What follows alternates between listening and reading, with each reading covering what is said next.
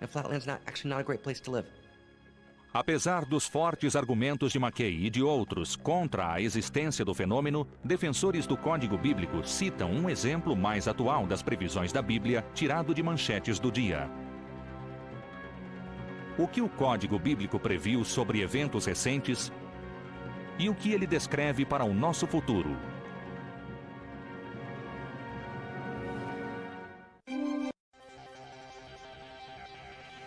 Profecias do Armagedon. Enquanto os defensores e os críticos fazem declarações veementes sobre a validade do Código Bíblico, não podemos esquecer que algumas previsões do Velho Testamento realmente se realizaram. Para alguns, o futuro só pode ser conhecido quando se torna passado. Para outros, se você souber fazer as perguntas certas, o futuro pode ser previsto. Se o Código Bíblico pode prever o futuro, o que esse futuro nos reserva? E é tudo definitivo? O Código revelou algumas previsões impressionantes no passado mais recente. The Gore-Bush election, I was coming home and I passed a coffee shop that was selling newspapers, and they had the Israeli newspaper.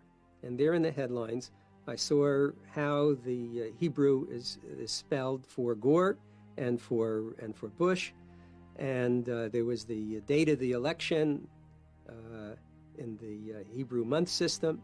And I just took those three words, I put it into my own programs, and comes out a very, very, very, very tight matrix. I think it was like 4 rows by 5 columns with these 3 words, the day of the month and the month as one keyword, Gore as one keyword, and Bush as the other.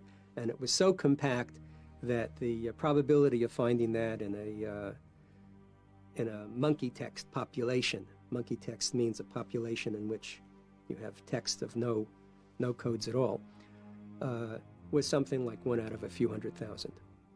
Foi o evento do dia 11 de setembro que levou os pesquisadores a se debruçar sobre a Bíblia para encontrar a previsão. O que eles descobriram foi impressionante. You do in fact discover unusually compact arrangements of these 3 words, plus many others that have to do with 9/11, including 9/11 itself, including the names of the hijackers, including many other descriptors. The building's falling, the building's melting, it's being destroyed, it's before everybody's eyes, and so on. And all of these occur within a very small area. I did a matrix on the World Trade Center attack, and it has 30 terms that are complete sentences. The statistical odds of this matrix occurring are 1 chance in 10 to the 340th power. The airplane knocked down the Twin Towers twice. Now, twice is just a word in the plain text. This next example shows bin Laden with the words kills thousands of people and the word terror incident, as well as Twin Towers. What makes this chart extraordinary is the clustering involved. And you almost have to be in the research for a while before you can appreciate how close these words are. This is the only word for terror incident that's a skip of 2. It's the smallest skip in the Torah. This is one of the best of 3 meetings between twin and towers. Why should they come together in the same chart?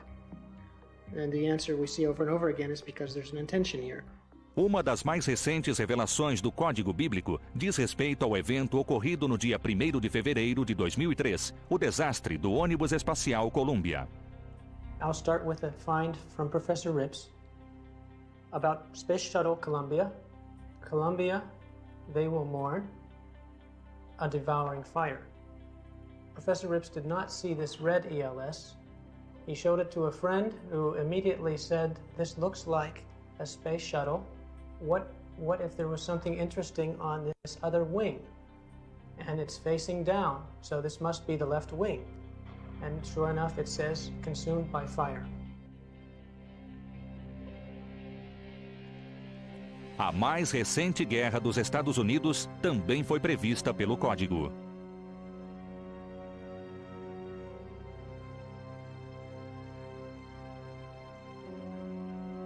Mas, será que o código pode prever o futuro? Alguns pesquisadores afirmam que o código bíblico faz a previsão definitiva, dizendo que o fim dos dias pode ter começado e que o mundo em breve chegará ao fim. O código previu um terremoto devastador em Los Angeles em 1994. O código indica que o recente aumento do terrorismo no mundo pode ser o prelúdio da chegada do fim dos dias. Serão previsões de eventos catastróficos futuros ou apenas indicam a possibilidade de que eles aconteçam? Alguns pesquisadores lembram que não se pode ver nenhum código como imutável. As we see in this example, we have Al Gore in blue and we have President in yellow. This was found by Professor Ripps a year before the election. So he assumed that Al Gore was going to be president, or he thought perhaps he would be. And in fact, a few weeks into the Florida legal battles, Professor Ripps found some additional words he thinks maybe in red. So, in fact, there's really no rule book to tell us what word to read first and what word to read second, and whether we're missing some words. Maybe we should be highlighting a word over here and over there. So we have no real way of knowing what we're looking at. It's very difficult to do an accurate matrix on the future. Predicting the future with the codes is a serious misuse of the whole topic, in my opinion, and it can't be done anyway. You cannot use the Torah code to be looking for what stocks you should buy today so you can make money tomorrow, because it does not follow that everything that's in compact arrangement corresponds to something that's logically, historically related. Doing matrices on the future should be no problem at all, except we know nothing to look for and we have to guess at everything.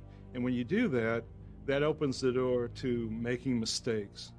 And so doing a matrix on the future, I think, is 100% possible, theoretically, but practically it's very difficult to do.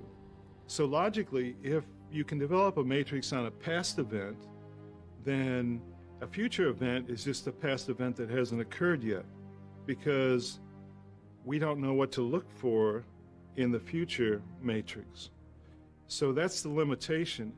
And we may be seeing only the tip of the iceberg, and that we have not yet been able to find in a systematic way all the different aspects of how it's encoded. That is the full description of the code. We're only seeing a piece of it here or a piece of it there.